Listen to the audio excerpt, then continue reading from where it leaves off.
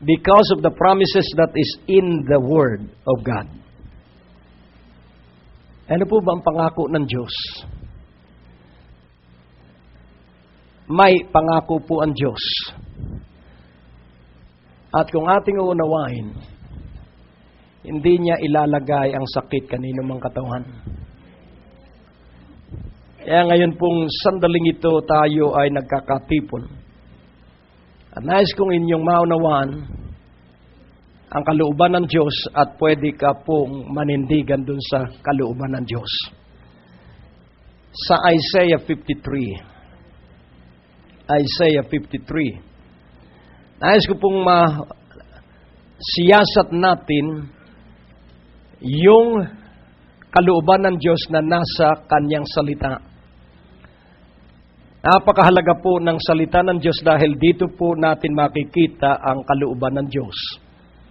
Sa Isaiah 53, mula po sa verse 3. For thus saith the Lord. So 53:3.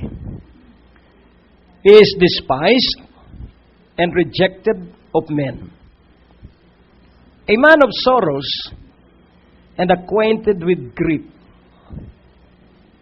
So a man of sorrow and acquainted with grief. Isang lalaki ng kahapisan. At siya ay sanay sa mga, ano po ba ang grief? Ito po yung mga nagpapahirap sa isipan at sa katawan. Kapag tayo po ay may sakit, halimbawa ay sakit ng ulo. At minsan po yung sakit ng ulo ay para kang binabarena. Nararanasan po ninyo yon. O di kaya hindi ka makatulog. Di po ba kung ano-ano ang pumapasok sa iyong isipan kapag hindi ka nakakatulog? O di kaya ikaw ay sumisikip ang dibdib. Ano ang pumapasok sa iyong isipan? Mamamatay ka na yata. O para kang sinasakal. At makikita po natin na tayo pag minsan ay parang doktor sa ating sarili, dinadiagnose natin yung ating nararamdaman. Pero laging unawain po natin na ang lunas doon sa mga ganong sitwasyon ay magpuri at magpasalamat sa Diyos. Amen po ba? Huwag kang matatakot sa kamatayan dahil lahat naman ng tao ay mamamatay at ikaw ay bukod tanging pahahabain ng Diyos ang buhay. Kaya itaas mo agad ang iyong kamay at sabihin mo, nagpupuri ako at nagpapasalamat sa iyo, O Diyos, dahil masusunod ang iyong kalooban. Amen? So, ang minimum na edad natin 70 years at kung ikaw ay maligaya, gagawing 80. Amen po ba? At kung ikaw ay maligaya, gagawing 90. Amen? At kung talagang maligaya ka, bahala na ang Diyos sa iyo. Amen po ba? Kaya nga, ang mga anak ng Diyos ay maliligaya. Amen? Tingnan mo ang iyong katabi. Ang malulungkot ay yung mga... Ikaw na po ang magsabi, sino ang malulungkot? Dahil baka sabihin ninyo, hinahatulan ko kayo. Ako'y maligaya, lalo na kapag ako'y may nararamdaman sa aking katawan. Ibig sabihin, kaya ako'y may nararamdaman sa katawan dahil may ginagawa ang dyablo at sinisingitan niya ang ginagawa ng Diyos sa aking buhay. Pero hindi ko i-entertain yung ginagawa ng dyablo, ang i-entertain ko yung ginagawa ng Diyos. Dahil hindi ako alipin ng dyablo, alipin ako ni Jesucristo. Amen. Kaya hindi ko siya bibigyan ng panahon, si Jesucristo lamang ang lahat ng aking panahon. Tingnan mo ang iyong katabi, gagaling ka ngayong gabing ito. Oh, purihin ang Panginoon. Amen. Amen. Sabihin mo, a merry heart doeth good like a medicine. O purihin ang Panginoon. So ang una, alisin mo ang takot. Hindi ka mamamatay, kaya narito ka. Yung iba kasi, nagsusulat na ng huling pamamaalam. Hindi ka naman si Rizal. Hindi ka nakakulong sa dapitan. Huwag kang susulat ng last farewell. Nakukuha niyo? Ang isulat mo ay yung malalaking gagawin sa iyo ng Diyos. Kaya may mahaba kang buhay at sama-sama tayo sapagkat ang magkakabalahibo ay nagsasama-sama.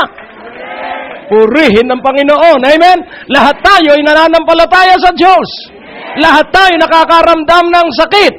Pero hindi natin pinagbibigyan ng sakit, ang pinagbibigyan natin ang Diyos na makagawa ng himala sa ating katawan. So make your body available for the miracle of God. Sabihin mo ito, Panginoon, gawin mo ang himala sa akin. Amen. Amen. Do not entertain the insinuation of Satan. Huwag kang padadaya, sapagkat ang Panginoon na nga ang nalungkot. Bakit tutulad ka pa sa Panginoon?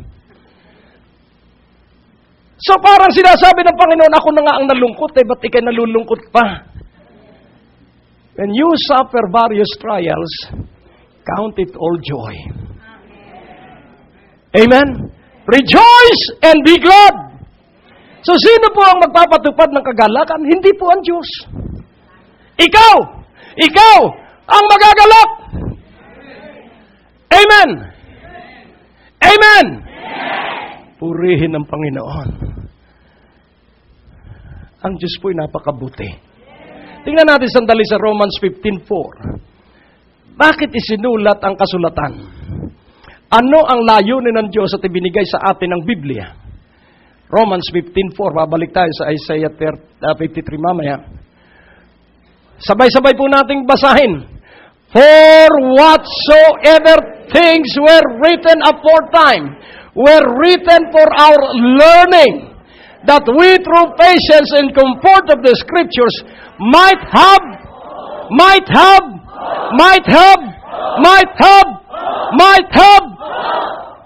Kailangan may pag-asa ka at aalis ang kanser sa iyong katawan.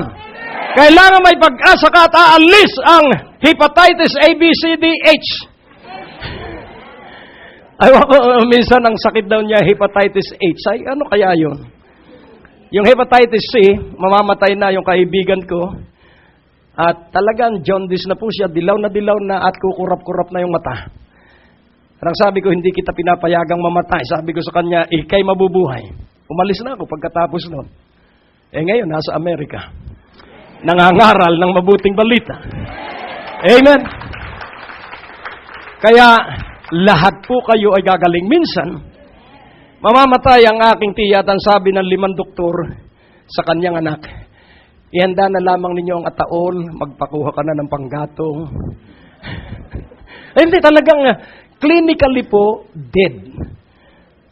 Makina na lang ang nagpapatibok sa kanyang puso. Dumating ako, napakatapang ko pat bago pa ako sa pananampalataya. Sabi ko, hindi mamamatay ang aking tiya. Sa pangalan ni Jesus, binasa ko po ang Biblia na patungkol sa kagalingan. Nagulat yung mga doktor dahil kinabukasan nang namatay yung katabing bata at siya ay nabuhay. Hindi ko na ipanalangin dahil wala namang utos ang banal na Espiritu na ipanalangin ko yung bata. Yun lamang tiya ko ang ipinanalangin at bumangon yung tiya ko hanggang ngayon, 88, buhay pa. Nakukuha niyo po. Minsan sa isang crusade, dahil ako'y mahilig tumulong sa mga nangangaral, at ako'y naruroon, at pagkatapos ng gawain, may ibinalik na batang dumalo ng crusade, nahulog sa jeep at unay ulo, patay. At dinala uli sa gawain, ay tapos na. So, prinay ng evangelist at wala. Laylay ang ulo at mga kamay. Ano po ang ibig sabihin nun? Di patay na. Sabi ko, Diyos ko, ba't po ako nakasama pa sa gawain ito? Foreigner yun at ako ang coordinator. Tapos na po ang ministeryo ko, Panginoon. Pero okay lang po sa akin. Pero Panginoon, pwede po bang makiusap? Nakaluhod po ako doon sa harapan ng bata. Pwede po bang makiusap sa iyo, Panginoon? May ospital naman doon sa katabi ng munisipyo, probinsya po ito sa Batangas. Bakit dito pa uli binalik? Ba't hindi po sa ospital? Ang sabi ng banal na Espiritu, dito ko gustong pagalingin yung bata. Ako'y umiyak ako at ang sabi ko, Diyos ko, buhayin mo po siya dahil kung hindi na ako maglilingkod sa iyo. Biglang nagkaroon ng buhay yung bata at umiyak. Nanay, anong nangyari sa akin? Wala, nahulog ka lang sa jeep. Kaya nais ko pong ipaunawa na ang Diyos ay napakabuti. Ngayong gabi, ikaw ay pagagalingin ng Diyos. Kailangang buhayin mo ang pag-asa. Amen? That we through patience and comfort of the Scriptures. Ano po ang ibig sabihin? Sa pamamagitan ng salita ng Diyos, maaaliw ka.